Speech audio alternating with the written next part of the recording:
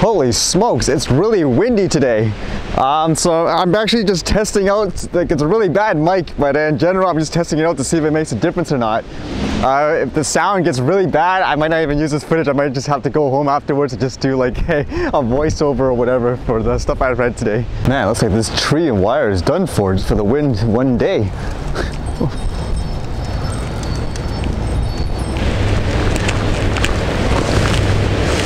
I don't know if I would dare to fly my drone during this windy of a weather either.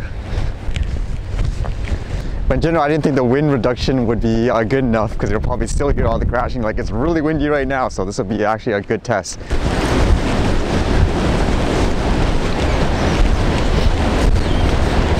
Right, it's not as windy here for some odd reason, so I just took the mic out. Good way to compare the sound and stuff too. Alright, I guess like most people, the first news I read in the day was basically about the missiles launched by the US to Syria. All this war and violence. That's why usually I like to read positive news and stuff too, because it seems like every time you turn to a news channel, there's always someone dying or something bad happening, which is unfortunate. Although on a more positive news, this is actually an entertaining one I saw. It was about some parrot named Einstein who can apparently talk like a bunch of words and so forth. And yeah, there was this video of it which is kind of hilarious. Apparently this parrot was on like TED Talks and stuff too. I mean, you guys can hear it here for a little bit, like for some of the voices and stuff it did. Can you fall down?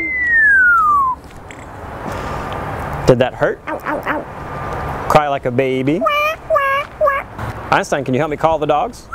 Come here, come here, come here. Good. Can you fly on the spaceship? And shoot the lasers? What'd you do for a peanut?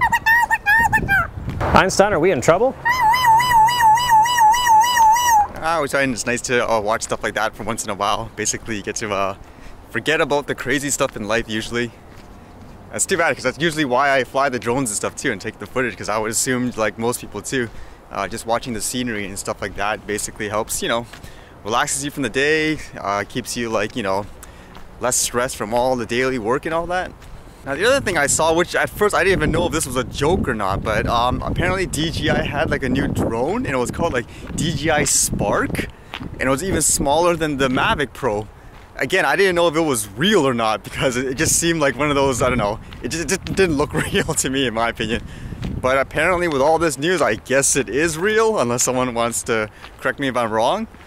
But as basically the biggest thing I was interested in was the weight, because as you know, here in Canada, currently with those interim laws, everything that is 250 grams or above, you're pretty much banned from flying anywhere. And apparently this drone is about 190 grams without the battery yet. I mean, if so, and these laws don't change for whatever reason, which I don't think that's going to be the case, I think it will change eventually. But will people start buying stuff like this?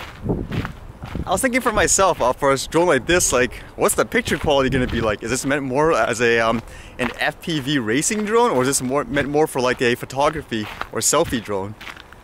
Because I'm always wondering, like, okay, what kind of sensors can you actually have on the camera and stuff like that to get like a good quality picture? Because for me myself, anyways, personally, I fly it to get like photography and all that. And the size of the Mavic Pro as is, I mean, it's for me, like from when I use it, it seems okay. So do I really need something that much smaller? I think for myself, I mentioned before when they announced that DJI Matrice, the thing that made me kind of excited was the fact that they had stuff that made, like, you know, the drone waterproof and all that. Because for me to upgrade a drone, like at this point, it's more about what kind of shots can I get, like with what I have currently. And for the most part, it's in a certain weather, like when it's raining. So I think for me anyways, personally, that would be a little bit more appealing. So I'm trying to like understand who this this Mavic Spark or whatever would be targeting specifically.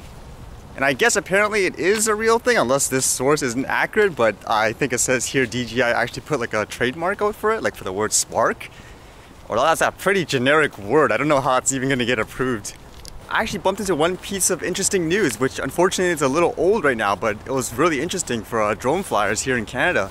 Because as you all know, like those new laws basically, in my opinion, it essentially banned recreational flying for the most part without actually saying they banned it. And apparently there was this, it's on I believe it's on like a native reserve or something like that, if I'm not mistaken. And they're calling it drone territory, and it's a form of drone tourism, where they're actually encouraging people to go to their area and film, like, you know, the waterfalls, the scenery, the wildlife and so forth. So that's kind of interesting, I thought. Now, if I'm not mistaken, they're actually specifically trying to take advantage of like the opportunity, the fact that there is almost nowhere to fly. So they thought this would be a good business opportunity for them, if I'm reading it correctly. Actually, speaking of drone business and tourism, I actually saw this post before, which is pretty recent, about someone apparently who wanted to come to Canada and to film like some drone footage. But because of the law, and now that he was educated that it would be like virtually illegal to fly like anywhere, he basically changed his plans. I was actually watching some of the promotional videos for that organization, and I was like, wow, look at this. They're actually promoting like drones like for kids to learn them, showing them how fun it is. Look how fun like the kids are having. It's kind of funny too, because in this video, like the kids' reaction to the drones, it's almost the exact same actually, even with adults. Like when I show them the first time, when they see it in person, they have the exact, pretty much the same reaction when they see it. They're amazed at the views and so forth like that. Although it's kind of funny in my opinion how you can have like a kid be so calm and so forth around high tech, and you have a full grown adult being so paranoid as if, you know, the drone's a bomb or something like that.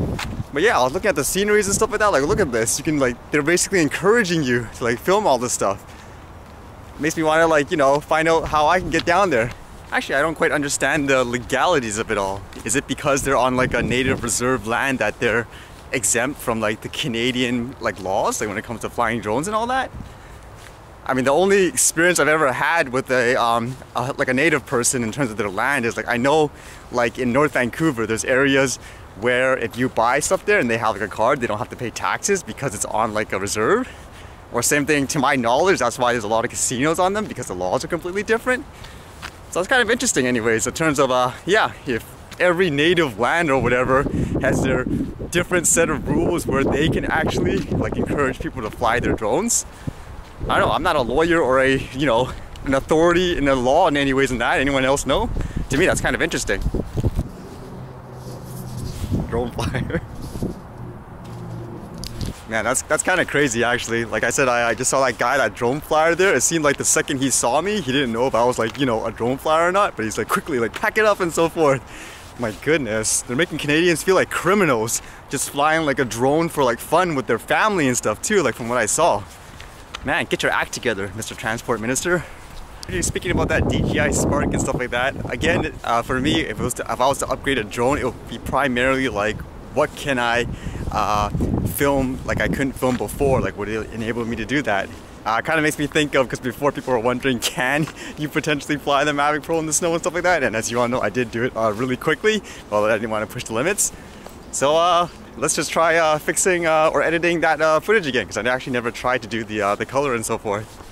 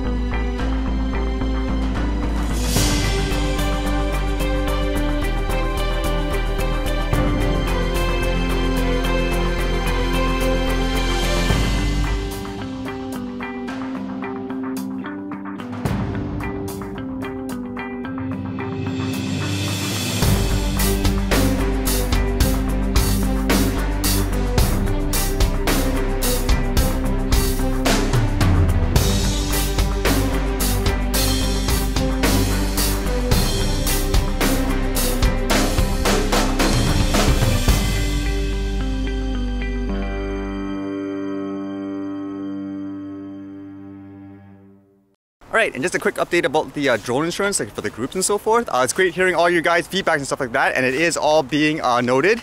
So I'm still talking like to the people and so forth. They're trying to get back to me with all the information, and as soon as I get new details and so forth to publish out, I will do that. But it's great to see like people wanting to get together to do stuff like that, at the same time trying to make like a bigger voice, because it is a lot better basically with like everyone bundled like in a place, in my opinion, to like voice out your opinions.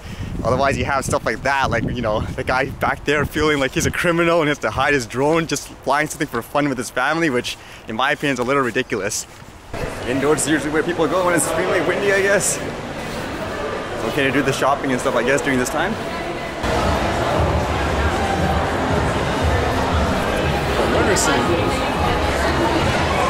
are there so many people here?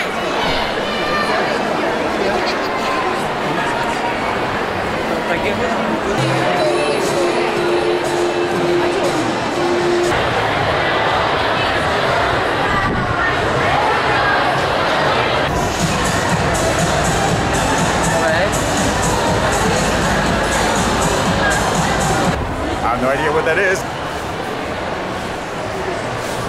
70 to 90.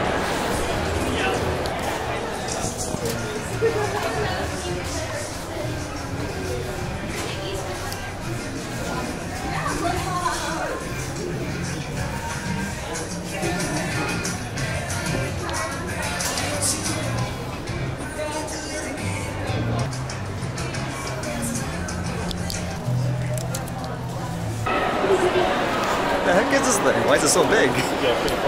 Guess it's one of those things too, like I could find it odd because I don't understand makeup and stuff, why they're going crazy, but people probably say the same thing about high-tech stuff. Well, it's good to have diversity. Anyways, see you guys later.